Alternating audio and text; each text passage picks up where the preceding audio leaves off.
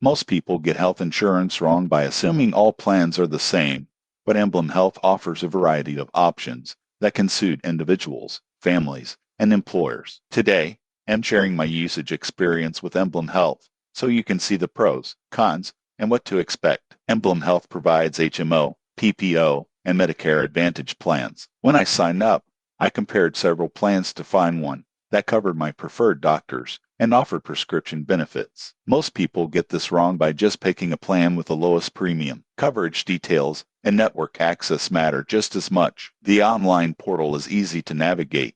You can check claims, view ID cards, and find in-network providers. I submitted a claim online, and it was processed within a few days. Most people underestimate how much an easy-to-use portal affects your insurance experience, but Emblem Health system is smooth and responsive. Customer service is helpful. I called to clarify coverage for specialist visits, and they provided clear guidance. Some people get frustrated with insurance support, but in my experience, Emblem Health reps were patient and knowledgeable. Costs vary based on the plan and location. Premiums are competitive for New York residents, and the network is extensive, covering hospitals, clinics, and pharmacies.